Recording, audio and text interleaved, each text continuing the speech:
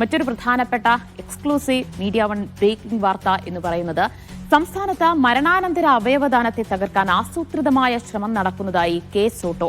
കോടതി വ്യവഹാരങ്ങളും സിനിമയും തിരിച്ചടി സൃഷ്ടിച്ചുവെന്നാണ് KSOTTO nodal officer Noble Gracious media വണിനോട് പറഞ്ഞത്. തിരുവനന്തപുരം മെഡിക്കൽ കോളേജ് നെഫ്രോളജി വിഭാഗം മേധാവി ഡോക്ടർ മോഹൻദാസിന്റെ വിമർശനത്തെയും KSOTTO തള്ളിയിട്ടുണ്ട്.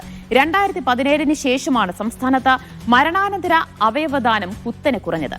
Media one exclusive.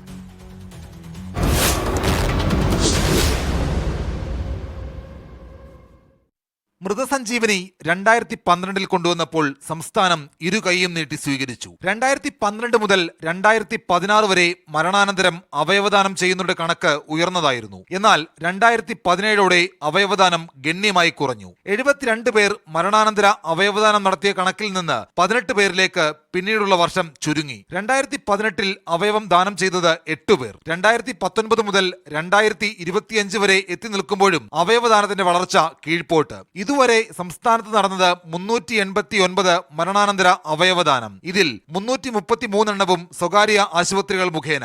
56 മരണാനന്തര അവയവദാനം സർക്കാർ മെഡിക്കൽ കോളേജുകൾ വഴിയും നടന്നു. മസ്തിഷ്ക മരണം സ്ഥിരീകരിക്കുന്നത് സംബന്ധിച്ചും അവയവദാനത്തെക്കുറിച്ചും ചിലർ കോടതിയിൽ കേസുമായി പോയത് അവയവദാനത്തെ പ്രതികൂലമായി ബാധിച്ചെന്ന് നോഡൽ ഓഫീസർ മീഡിയ വണിനോട് പറഞ്ഞു. ചില സിനിമകളും അവയവദാനത്തെ പിന്നോട്ടടിച്ചു. ഇതൊരു ഓർഗനൈസേഷനായി മാറുകയും അതിനുശേഷം എന്തുകൊണ്ട് ഇത് അപ്പോൾ ഇതിനകത്ത് എന്തൊക്കെയോ നിക്ഷിപ്ത താല്പര്യം ഇതിനെ എതിർക്കുന്ന ആൾക്കാർക്ക് ഉണ്ട് എന്നുള്ളത് വളരെ വ്യക്തമാണ്. സംസ്ഥാനത്ത് അവയവദാനത്തെ നിരുത്സാഹപ്പെടുത്താൻ ചില കേന്ദ്രങ്ങളിൽ നിന്ന് ബോധപൂർവമായ ശ്രമം നടക്കുന്നുണ്ടെന്നും നോഡൽ ഓഫീസർ. വളരെ കുറച്ച് പേര് ഇത് പിറകെ നടന്ന് ഈ പ്രോഗ്രാമിനെ നശിപ്പിക്കാൻ ശ്രമിച്ചുകൊണ്ടിരിക്കുകയാണ്. അതെനിക്ക് ബോധ്യമുണ്ട്.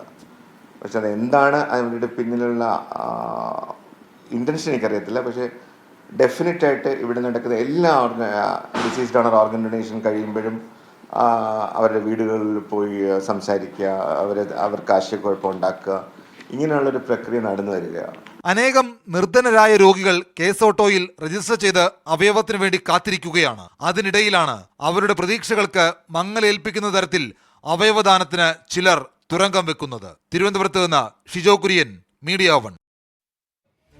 ഈ റിപ്പോർട്ട് ചൂണ്ടിക്കാട്ടിയതുപോലെ നമുക്കറിയാം ഈ അവയവദാനം എന്ന് പറയുന്നത് അത് എത്രത്തോളം മഹത്തരമാണ് എന്നത്. നമ്മൾ മരിച്ചു കഴിഞ്ഞാൽ നമ്മുടെ അവയവങ്ങൾ മറ്റു പലർക്കും ജീവൻ നൽകുന്നു എന്ന് പറയുന്നത് എത്രത്തോളം പുണ്യമുള്ള കാര്യമാണ് അല്ലേ? ഒന്ന് ഓർത്തു നോക്കൂ. പക്ഷേ അവയവദാനം നമ്മുടെ സംസ്ഥാനത്ത് കുറഞ്ഞു വരികയാണ് എന്ന് തന്നെയാണ് വാസ്തവം. എന്തുകൊണ്ട് അത് സംഭവിക്കുന്നെന്ന് നോക്കാം. ഷിജോ കുര്യൻ കൂടുതൽ വിവരങ്ങൾ നൽകും. Shijo, good morning. നമ്മൾ നടത്തിയ അന്വേഷണത്തിൽ അല്ലെങ്കിൽ കേസ് ഓട്ടോ നോഡൽ ഓഫീസറുടെ ഒരു പ്രതികരണത്തിൽ നിന്ന് നമുക്ക് എന്താണ് മനസ്സിലാക്കുന്നത്? എന്തുകൊണ്ട് അവയവദാനം ഓരോ വർഷം കഴിയുമ്പോഴും ഇങ്ങനെ കുത്തനെ കുറഞ്ഞു വരുന്നു എന്നാണ് മനസ്സിലാക്കാൻ കഴിയുന്നത്? ദിവ്യ, ഗുഡ് മോർണിംഗ്. ഈ അവയവദാനം സംസ്ഥാനത്ത് കുറഞ്ഞു വരുന്നത് നമ്മളെ ഞെട്ടിക്കുന്ന അല്ലെങ്കിൽ വിഷമമുണ്ടാക്കുന്ന കാര്യം തന്നെയാണ്.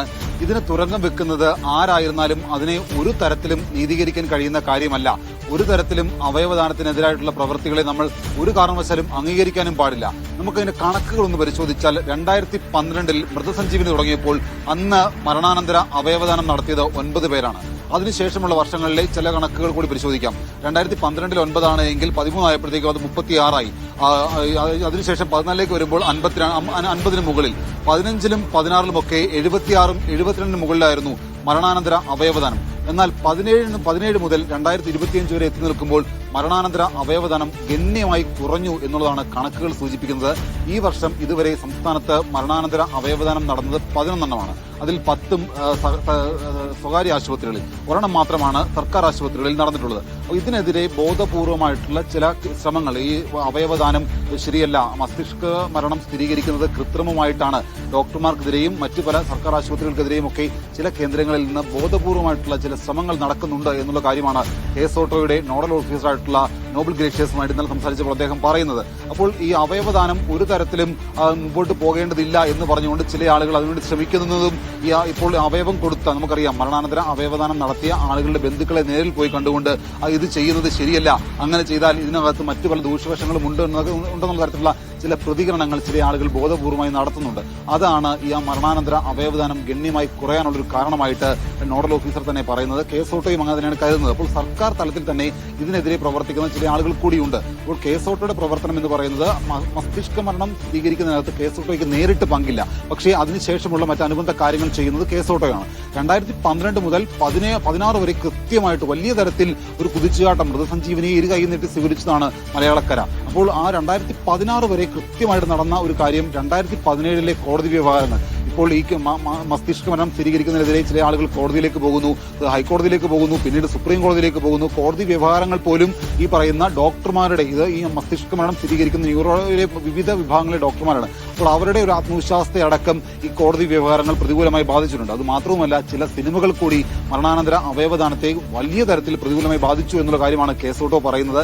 എന്തായാലും അത്തരത്തിലുള്ള ദുഷ്പ്രചരണങ്ങളെ തള്ളിക്കളഞ്ഞുകൊണ്ട് ഇതിലിപ്പോൾ ഈ അവയവദാനം പ്രോത്സാഹിപ്പിക്കാൻ ഒരു അവബോധമുണ്ടാക്കുക, ഒരു ബോധവൽക്കരണം നൽകുക എന്നതിലപ്പുറം എന്തൊക്കെ ചെയ്യാൻ കഴിയുമെന്നാണ് അദ്ദേഹം പറയുന്നത്. ദിവ്യ, കൃത്യമായിട്ട് കേസോട്ടോയുടെ നേതൃത്വത്തിൽ സംസ്ഥാന വ്യാപകമായിട്ട് ഇപ്പോൾ ക്യാമ്പസുകൾ കേന്ദ്രീകരിച്ചുകൊണ്ട് മറ്റു പല കൂട്ടായ്മകൾ കേന്ദ്രീകരിച്ചുകൊണ്ട് വലിയ തരത്തിലുള്ള ബോധവൽക്കരണ ജാഗ്രത പരിപാടികളൊക്കെ നടന്നു വരുന്നുണ്ട്.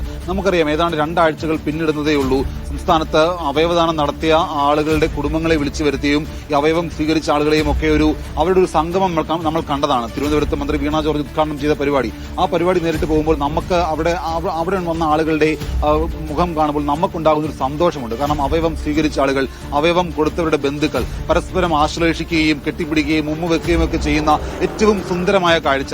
അപ്പോൾ ഒരു ആൾക്ക് ജീവിതം കൊടുക്കുകയാണ് മറ്റൊരാളുടെ മരണത്തിലൂടെ. അപ്പോൾ അതിന് തുരങ്കം വെക്കുന്ന ആളുകളുടെ പ്രവൃത്തി എങ്ങനെ വിശേഷിപ്പിക്കണം നമുക്കറിയില്ല. കാരണം അത്തരത്തിലുള്ള പ്രവൃത്തികൾ ആളുകൾ സ്വയം നിർത്തിയില്ല എങ്കിൽ സമൂഹത്തിന് അത് വലിയ വിപത്താകും. എന്തായാലും അതിനെതിരെ വലിയ തരത്തിലുള്ള ഇടപെടൽ ആരോഗ്യവകുപ്പും അതുപോലെ തന്നെ കേസോട്ടോയും ചെയ്യുന്നുണ്ട്. അതുമായി ബന്ധപ്പെട്ടുള്ള പ്രവൃത്തികൾ ഊർജിതമായി തന്നെ നടന്നു വരികയാണ്. നാം ഓരോരുത്തരും സ്വയം കൂടി തിരിച്ചറിയുക എന്നുള്ളതാണ് നമ്മൾ ഈ വാർത്ത കൊടുക്കുന്നതിന് ഉദ്ദേശം പോലും അത് തന്നെയാണ്. കേസോട്ടോയ്ക്കെതിരായിട്ട് വരുന്ന നീക്കങ്ങളെ കൃത്യമായിട്ട് പ്രതിരോധിക്കണം. കാരണം നമ്മൾ കൂടി സ്വയം ഇതുമായി ബന്ധപ്പെട്ടുകൊണ്ട് അവബോധരായിരിക്കുക, നമുക്കൂടി ബോധ്യമുണ്ടായിരിക്കുക. അപ്പോൾ സ്വയം നമ്മൾ അവയവം കൊടുത്താൽ തെറ്റൊന്നുമില്ല, അതൊരാൾക്ക് പുതുജീവിതം നൽകുന്നതാണ് എന്ന് നമ്മൾ സ്വയം കൂടി കരുതുക.